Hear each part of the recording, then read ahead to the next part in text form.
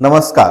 तुम्हा सर्वांचे परत एकदा माझ्या एका नवीन व्हिडिओमध्ये स्वागत आहे. तर आज आपण ह्या मंथमध्ये काय मोमेंटम झाली आणि त्यानुसार पुढच्या मंथमध्ये मार्केटमध्ये काय मोमेंटम होती, तर आपण निफ्टी आणि बँक निफ्टीचं मंथली अनालिसिस करूया. जर निफ्टीमध्ये तुम्ही जर पाहिलं तर आपल्याला एक डोजी कॅन्डल बनलेली दिसती. मार्केट तर खाली येतंय, पण एक शार्प सेलिंग मार्केटमध्ये ह्या महिन्यामध्ये आपल्याला पाहायला भेटलेली नाहीये. मार्केट एक साइडवेज रेंज मध्ये असल्यासारखं आपल्याला दिसतंय. ओव्हरऑल स्ट्रक्चर जे मार्केटचं मंथलीच्या हिशोबाने आपल्याला हा एक लो पाहायला भेटलेला आहे. आता ट्रेंड काय म्हणतोय ते आपण चेक करू. मार्केट लास्ट मंथ मध्ये जिथं क्लोज झालतं त्याच्या जवळ मार्केटनी ही क्लोजिंग दिलेली आहे मंथली मध्ये. चला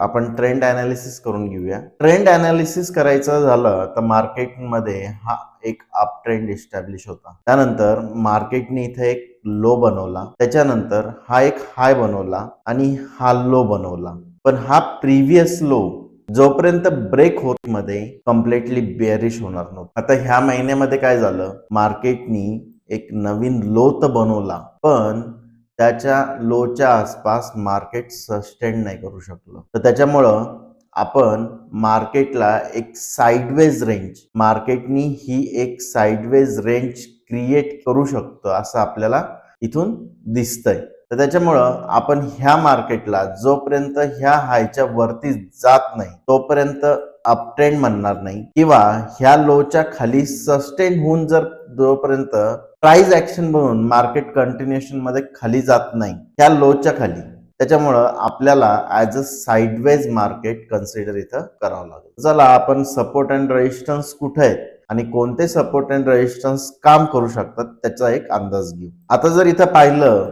तर खालच्या साईडला हा जो काही लो बांधलाय हाच आपल्याला करंट एक सपोर्ट पकडावा लागेल, कारण ह्या सपोर्ट एरियामधून मार्केटने एक रिव्हर्सल घेतलाय. पण नेक्स्ट इथे आपल्याला एक रेजिस्टन्स पॉइंट आहे जो 23,700च्या आसपास आहे. तिथं आपल्याला एक मार्केटमध्ये स्टॉप किंवा रेजिस्टन्स भेटू शकतो आणि याच्या वरती जर निघलं तर हा आपल्यासाठी एक चांगला रेजिस्टन्स आपण याला कन्सिडर करू शकतो. हा रेजिस्टन्स किती काम करल याची गॅरंटी नाही. त्याच्यामुळं हा आपल्याला एक प्रॉफिट बुकिंग, हे जे मार्केट इथून निघलेलं आहे, तर इथं आपण याला ही जी मोमेंटम झालेली आहे याचा एक प्रॉफिट बुकिंगचा एरिया म्हणून आपण कन्सिडर करू शकतो. आपण इथं न्यू ट्रेड प्लॅन करू शकत नाही, किंवा इथून परत एकदा मार्केट काही प्राइस ऍक्शन जोपर्यंत दाखवत नाही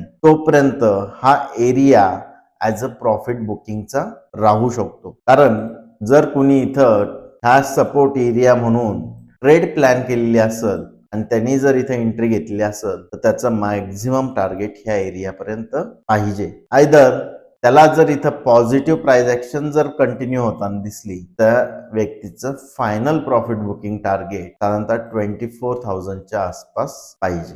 तर आपल्याला हा एरिया 23,700 ते 800च्या मधला एरिया हा प्रॉफिट बुक रिव्हर्सल घेत होतं, सपोर्ट घ्यायचा प्रयत्न करत होतं. त्याच्यानंतर हा ब्रेक केला आणि त्याच्यानंतर गॅप अप ओपनिंग होऊन ह्याच एरियातून सपोर्ट घेऊन रिटर्न गेलं. तर आपल्यासाठी हा एक स्ट्रॉंग सपोर्टचा एरिया आपण सध्या कन्सिडर करू शकतो. तर त्याच्यामुळं ज्यांनी इथं प्रॉफिट बुक करणार नाही त्यासाठी हा प्रॉफिट बुकिंगचा एरिया राहील.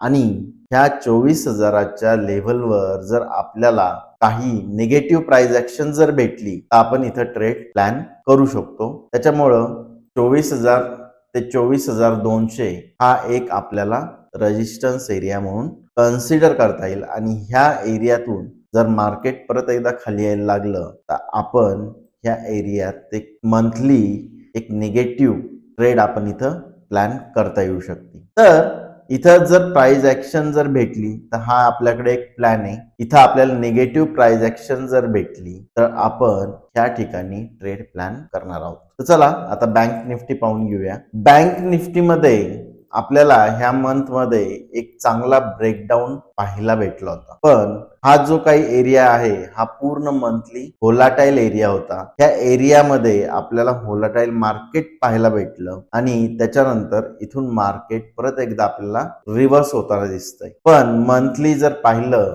तर मार्केट एक ब्रेकडाऊन सिच्युएशन मध्ये आहे, कारण हा जो साइडवेज एरिया होता मंथली मध्ये गेल्या 6 ते 7 महिन्यापासून मार्केट ह्या रेंज मध्ये होतं आणि ह्या कॅन्डलनी रेंज ब्रेकआउट देऊन आपल्याला एक निगेटिव्ह मार्केट आहे, पण हे ह्या सपोर्ट पासून मार्केट रिव्हर्सही होतंय याचाही एक अंदाज मार्केट देत आहे. तर त्याच्यामुळं जोपर्यंत याच्या वरती किंवा इथं आपल्याला डेली कॅन्डलवर जे रेजिस्टन्स दिसतात त्या रेजिस्टन्सच्या वरती जोपर्यंत मार्केट निघत नाही तोपर्यंत आपण कोणताही प्लॅन याच्यात करू शकत नाही. चल ट्रेंड एकदा तरी पाहून घेऊ. आपल्याला दिसतोय आता ट्रेंड जर प्रॉपर पाहिला तर प्रॉपर ट्रेंड हा इथं आपल्याला एक ट्रिपल किंवा याला ट्रिपल हाय म्हणण्यापेक्षा एक हेड अँड शोल्डर जरी पॅटर्न कन्सिडर जर केलं, परफेक्ट नाहीये पण ऍज अ कन्सिडर जर केलं ह्या साइडवेज मार्केटला, तर आपल्याला इथे एक ब्रेकडाऊन भेटला होता आणि ब्रेकडाऊन होऊन ह्या महिन्यामध्ये एक मार्केट रिव्हर्सल करायचा प्रयत्न करतं. आता हा लास्ट वीक आहे त्या आठवड्याचा, त्याच्यामुळे ही कॅन्डल आज 1 फेब्रुवारी आहे, आज बजेटचा दिवस होतोय, बजेट सेशन चालू होण्याच्या अगोदर. तर आज सॅटरडे असून सुद्धा मार्केट चालू आहे, त्याच्यामुळं ही वीकली कॅन्डल अजून आपली क्लोज झालेली नाही. त्याच्यामुळं आपण जोपर्यंत आजची क्लोजिंग कुठं भेटतीये ती खूप इम्पॉर्टंट राहील. जर मार्केटला खालच्या साईडला क्लोज जर भेटली तर आपल्याला ट्रेंड कंटिन्यू होताना दिसू शकतो. एक साइडवेज फॉर्म मधून निघून मार्केट एक निगेटिव्ह टेरिटरी मध्ये एंट्री तर केलेली, पण अजून कन्फर्मेशन आपल्याकडं नाही. तर चला आपण सपोर्ट अँड रेजिस्टन्स कुठे आहेत ते पाहू आणि त्याच्याप्रमाणे काय ट्रेड प्लॅन करता येईल ते आपण इथं एकदा पाहून घेऊ. तर आता ह्या ठिकाणी सुद्धा आपल्याकडे एक इथं रेजिस्टन्स आहे 50,000च्या आसपास ते 50,400च्या रेंज मध्ये. जर आपल्याला इथून जर काही निगेटिव्ह प्राइस ऍक्शन जर भेटली तर हा इथं डेली कॅन्डलवरचा आपला जो काही पॅटर्न बनलेला आहे कदाचित ह्या लेवलवरून आपल्याला फेल होताना दिसू शकतो. मार्केट एक रिव्हर्सल करायचा प्रयत्न करतंय, पण आजच्या सेशनवर आपल्याला लक्षात येऊन जाईल की क्लोजिंग आपली कुठं होती आणि त्यानुसार आपल्याला मार्केटमध्ये काय ट्रेंड भेटतोय. तर आपण एक निगेटिव्ह टेरिटरी मध्ये आहोत आणि इथं मार्केट एक साइडवेज फॉर्म मध्ये एवढ्या गेलेलं आहे. जोपर्यंत ह्या हायच्या वरती मार्केट क्लोज होत नाही तोपर्यंत हा डब्ल्यू पॅटर्न आपल्यासाठी कन्फर्म होणार नाही आणि हा लेटेस्ट जो लो बनलेला आहे तो लो आपल्याला कन्फर्म होणार नाही, किंवा नेक्स्ट कॅन्डल जर आपल्याला जर खाली भेटली तर कदाचित हा लो सुद्धा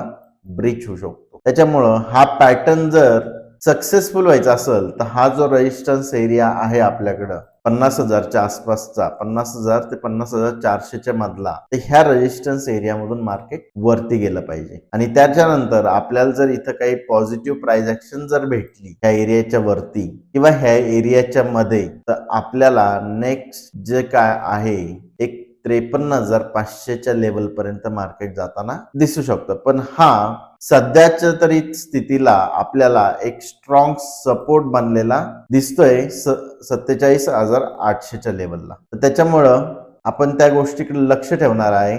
47,800 ते 48,000ची लेवल कशी काम करते आणि मार्केट याच्यावरती निघाल्यानंतर परत एकदा ऑल टाइम हायला ह्या महिन्यात जाऊ शकतं का. आपल्याकडे सध्याच्या मितीला ही आपण याला कन्सिडर करून चालू की 50,000 आणि 50,400च्या मध्ये आपल्याला एक प्रॉफिट बुकिंग, ज्यांनी कोणी इथं ट्रेड प्लॅन केली असेल आणि एंट्री केलेली असेल तर त्याच्यासाठी हा प्रॉफिट बुकिंगचा एरिया राहील. आणि त्याच्यानंतर हा सेकंड एरिया 53,500च्या आसपास आपल्याला सेकंड प्रॉफिट बुकिंग एरिया राहील. तर चला हा व्हिडिओ कसा वाटला तुम्हाला हे कमेंट करून नक्की सांगा आणि चॅनलला सबस्क्राईब नक्की करा. धन्यवाद.